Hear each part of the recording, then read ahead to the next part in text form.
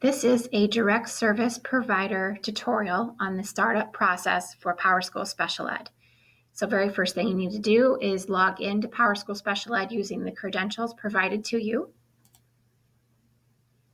This brings you to your home page. You will see at the top you'll have a search pane. You can look at students or search for staff. Communication is where you can send a secure message. Reporting is for all of the reports. And then lastly, the service capture is where you'll be doing your Medicaid billing. On the right-hand side of our screen right now, we're showing some reports that are common. This is not all of the reports, so feel free to use that reporting option at the top. Very first thing you need to do and focus on is making sure that your caseload is accurate. So under My Students, you're going to hit the Edit button.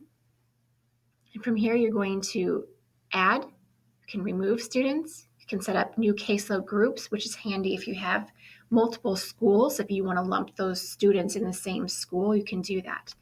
So very first thing that you're going to do is you're going to do a search.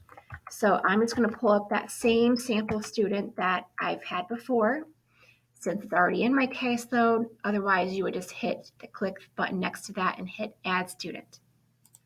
That's how you add. Remove students. You just check next to the student you want to remove and then hit that red Remove Students. So that is how you add and remove students to your caseload.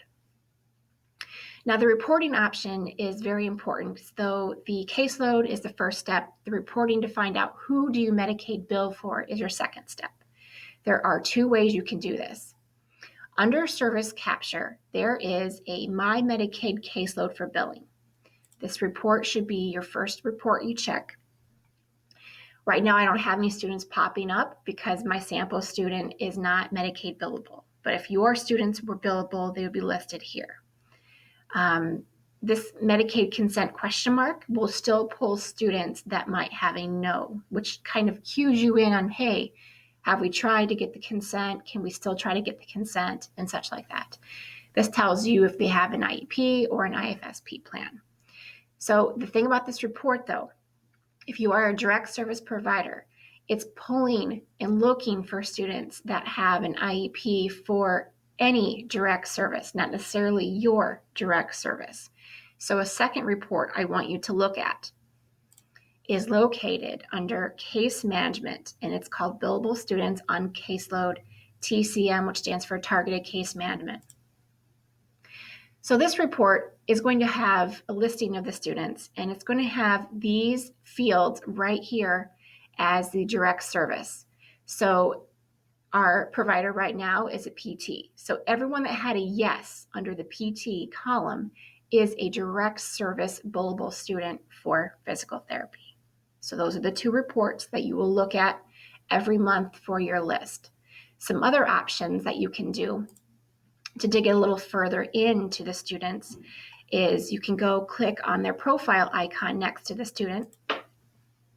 And then from here, hit on that drop down. You can look at the Medicaid information and see, okay, eligibility, student is not eligible for Medicaid.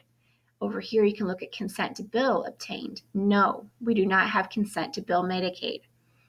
You can look at prescriptions because your student has to have a prescription for PT, OT, and speech. So I can go down here and I can look at prescriptions. And right now I see personal care. I do not see a current physical therapy prescription. So that would cue me in on knowing, okay, this new student needs to have a script and then start the process for get that script.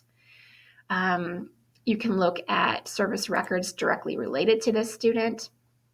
And these are all sample ones that we've done throughout training courses. So you can actually see what was done service-wise for the student. So those are just some options you can look at. I mean, you can see special ed eligibility, programs and services. The last thing that you might want to check is the Documents tab to see their current IEP. So again, all of this is sample documentation, so it's going to look a little different, but you'd be able to pull up the student plan. So right now I see that there's a IFSP plan. So anyways, you can look at that and then go to programs and services and find out the details to that direct service. So that is the startup process and procedure to get you started looking around, searching, and updating your caseload.